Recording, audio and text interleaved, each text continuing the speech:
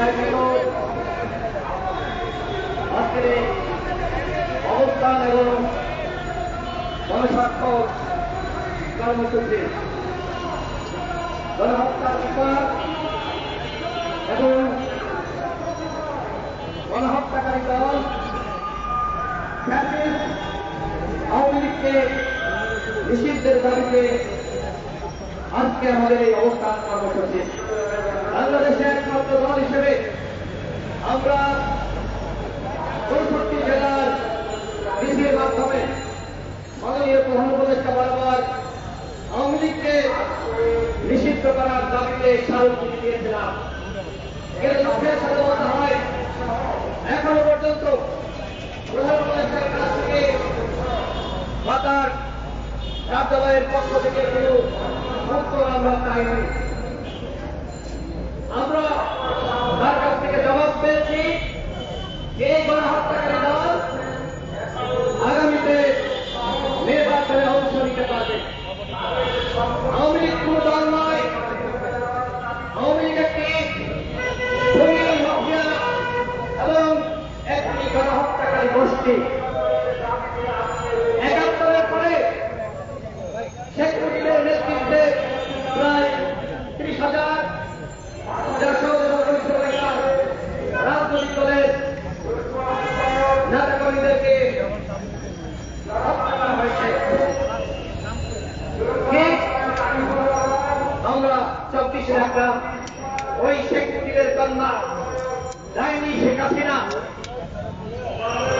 তার নেতৃত্বে 2000 ছাত্র জনতাকে গুলি করে হত্যা করা হয়েছে এবং 30,000 আহত অবস্থা।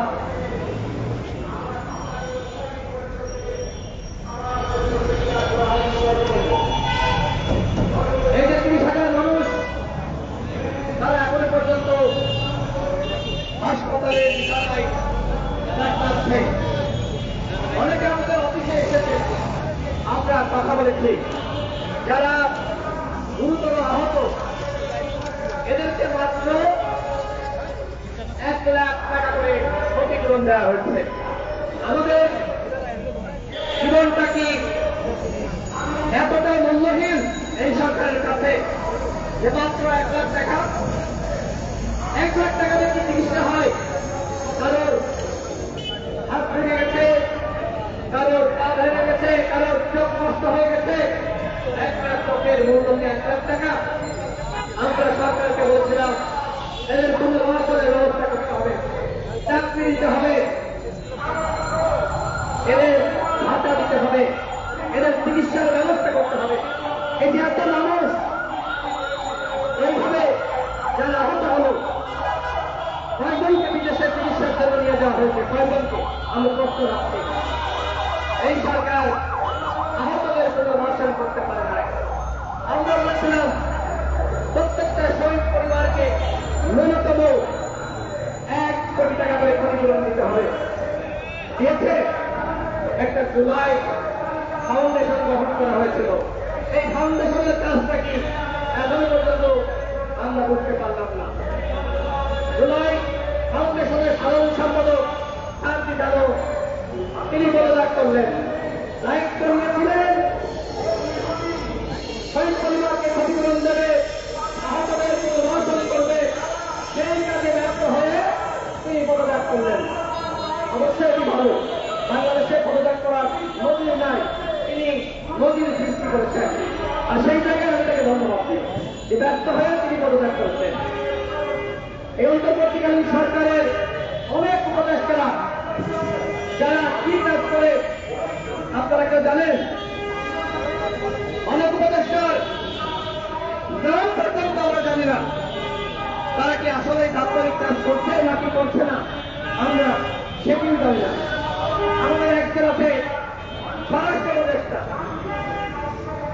এতদিন দায়িত্ব পালন করছে, সাক্ষাৎ সাহেবের পরে এখনো পর্যন্ত বাংলাদেশের আইন শৃঙ্খলা পরিস্থিতি তারা ঠিক করতে পারে নাই। চোরগুলো যখন ভারতে পালিয়ে গেছে, আমেরিকা ইউরোপে কানাডায় পালিয়ে গেছে, তখন তারা অপারেশন ডেভিল হান্টের ঘোষণা করে। টেবিলকে একটা ভাগ হয়েছে, ওই যে টেবিল তাদের টেবিল মানলাম, ওদেরকে তো দুজন তাদের টেবিলে জামিন করিয়েছে। একজনের নাম আজিমুর রহমান শুক্র, আরেকজন আমাদের প্রিয় আপা রেজওয়ানা আপা। এই দুজন মিলে জামিন করিয়েছে।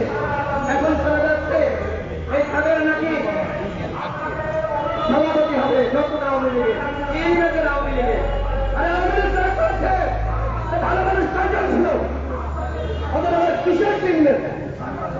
আমরা তারপরে বলছি যারা সাধারণ ছিল, নিরীহ ছিল, যারা সরাসরি ছাত্র জনতার বুকে গুলি চালাইবে, তাদের উপর আমরা জমক করবো না, তাদের সাথে আমরা অন্যায় করবো না, আমরা তাদেরকে ফাঁক দিব, তাদেরকে নাশ করবো। কিন্তু তখন গণহত্যার বিচার শেষ হওয়ার পরে, গণহত্যার বিচার শেষ হওয়ার আগে যত ইংরেজ হোক আর ইংরেজ হোক, বাংলার মাটিতে আওয়ামী লীগের নামে কেউ রাজনীতি করতে পারবে না। কথা ক্লিয়ার। প্রধান উপদেষ্টা হন আর উপদেষ্টা হন, কাউকে কোনো টাইম নাই। আওয়ামী লীগের পরামর্শন যেই করতে আসবে, জনগণ তাকে প্রতিহত করবে। আমার ভাই জীবন দিয়েছে, রক্ত দিয়েছে, আর তোমরা এখন এই অবিপ্লবী সুশীল উপদেষ্টারা আওয়ামী লীগের পুনর্বাসন বলেন, এইসব পুনর্বাসন করতে দেওয়া যাবে না। বন্ধুগণ, আপনারা দেখবেন আমাদের সব থেকে আমরা কিভাবে সংগ্রাম করছি। আমাদের দলের অঙ্গ সংগঠনের 11 জন শহীদ হয়েছে, অসংখ্য সহযোদ্ধা গুলিবিদ্ধ হয়েছে।